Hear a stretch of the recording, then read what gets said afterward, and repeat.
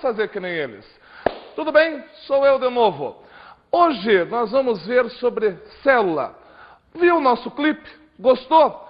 Viu quanta diversidade tem nele? Quantas pessoas estavam lá? E depois no final aquela ola tão boa?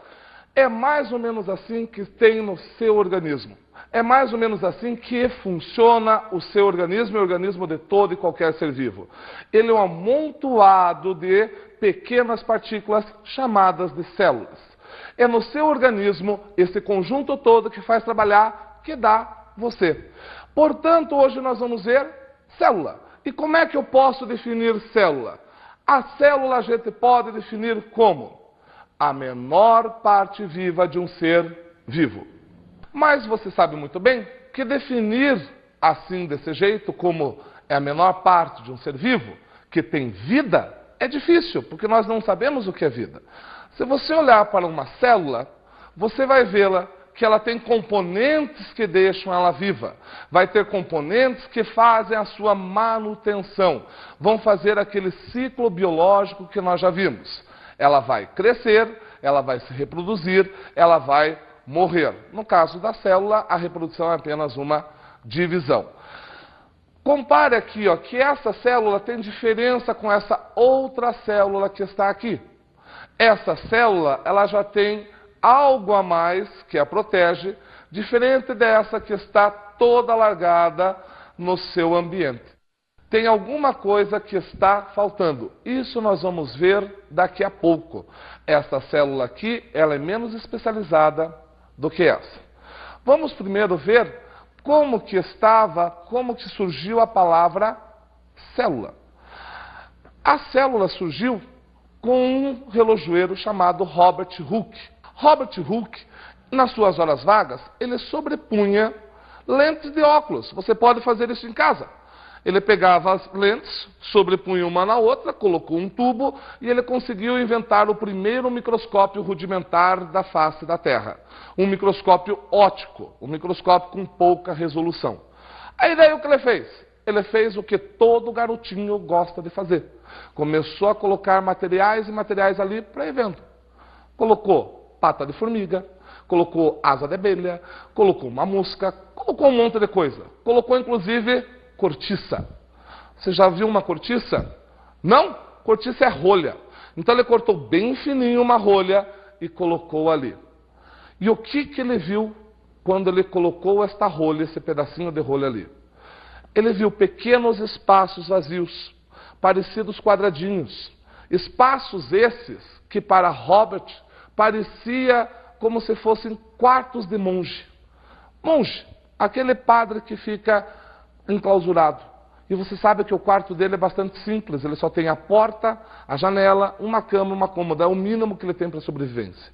Então, para Robert Hooke, aquilo parecia um quarto de monge. Como que nós falamos quarto de monge? Quarto de monge são celas. Os monges dormem em celas. Ele queria dizer que aquelas pequenas partes eram pequenas celas. Como é que nós vamos fazer o diminutivo? Nós fazemos em português através de inho, inha. Aí ia ficar celinha. Já imaginou, Robert Hooke? O relojoeiro não era nem conhecido. Chegar para uma comunidade científica e falar bem assim: pessoas, eu descobri a celinha. O pessoal ia se matar de dar risada. Não pode falar em celinha. Então o que nós fazemos? Nós vamos recorrer ao latim. Vamos latinizar esta palavra. E para latinizar uma palavra no diminutivo, eu uso o sufixo ula. Então, cada vez que aparecer ula, você sabe que é um diminutivo. No caso aqui, ficou célula. E ele foi o primeiro a colocar o nome célula. E o que vem a ser célula agora? Ora, como você já viu, se eu tenho um organismo, passo pelo sistema, passo pelo órgão, passo pelo tecido, chego na célula, eu posso dizer o seguinte, que a célula é a menor parte que dá função para um ser vivo e forma esse ser vivo. Dá para falar de um jeito mais chique? Lógico que dá. É a unidade morfofisiológica de qualquer ser vivo. O que é morfo? Morfo é forma em latim. É o que dá a nossa forma, a sua forma, a minha forma, a forma do seu cachorrinho. Físio é o que faz a função, que deixa funcionar. Seu coração bate, é porque uma célula está fazendo ele funcionar. Se o teu fígado funciona, é porque uma célula está fazendo ele funcionar. Se o teu olho funciona, é porque a célula faz ele funcionar. Por isso que nós falamos, a unidade, menor parte, morfo, que dá a forma, físio, que faz a função desse ser vivo. Quando Robert Hooke descobriu isso, começou-se a estudar várias coisas, porque naquela época o pessoal tinha uma teoria muito estranha na cabeça. Eles imaginavam que a vida surgia do nada. Era a famosa teoria da abiogênese. O que é isso? A vida surge na matéria bruta. Eles fizeram até receita. Olha que coisa estranha. Eles diziam o seguinte, vou te passar uma receita. Se você quiser criar ratos, basta você pegar cereais, enrolar em trapos com suor de mulher, tinha que ser de mulher, não podia ser de homem, e colocar num canto escuro. Dali iam surgir ratos. Se um galho caísse na floresta, esse galho com certeza ia se transformar numa cobra. Agora, se as folhas caíssem num lago, essas folhas iam se transformar em peixe. Olha que coisa louca que eles imaginavam que era antigamente. Então começou uma guerra de cientistas contra cientistas para provar se essa teoria era certa ou não. O Robert Hooke foi o que deu pontapé inicial. Nós temos dois novos amigos, Schleiden e Schwann, vieram com uma nova proposta. Um dia Schleiden chegou para o Schwann e falou bem assim, Wunderbar, Schwann, eu descobri uma coisa muito interessante dele. Schleiden, o que você descobriu dele? Ora, eu descobri uma coisa importantíssima. Eu descobri o seguinte, que todo ser vivo é composta por célula. Gente, todo ser vivo é composto por células. Para nós isso hoje é ridículo. Isso daí, lógico, é 2 mais 2 é 4. Mas naquela época, onde o pessoal imaginava que a vida surgia de matéria bruta, quando você diz todo ser vivo é composto por célula, você quer dizer, olha criatura, só uma célula pode dar origem a uma célula. Ou seja, só um ser vivo pode originar um ser vivo. Não comece a confundir as bolas. Schleiden e Schwann foram os primeiros que chegaram e apartaram com a teoria da biogênese.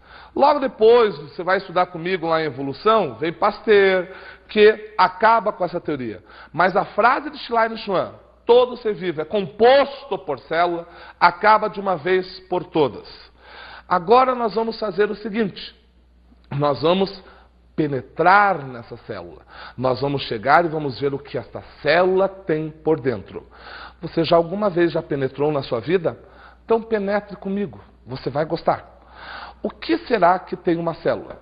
No que será que ela é dividida? Todo mundo sabe, qualquer mortal da face da Terra que tenha feito o primário, sabe que uma célula é dividida em 3 partes. Membrana plasmática, citoplasma e núcleo. Aonde está isso? Aqui, ó. Membrana plasmática, todo o citoplasma e o núcleo. Aqui, bonitinho. Olhe para essa outra aqui, ó. Membrana plasmática, todo o citoplasma e o núcleo.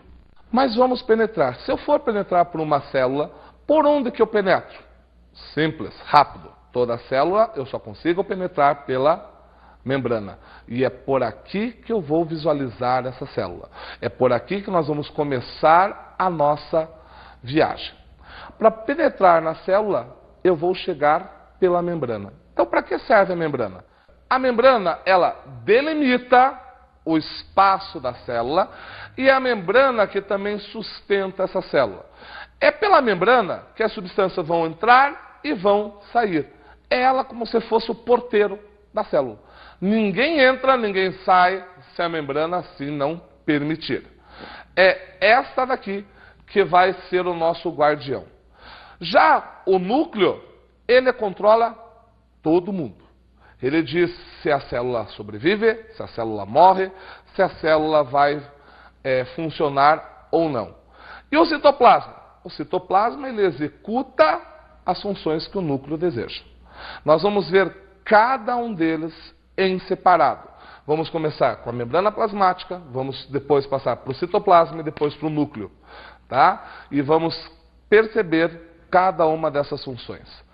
Antigamente, os gregos imaginavam que o centro das nossas emoções era o coração.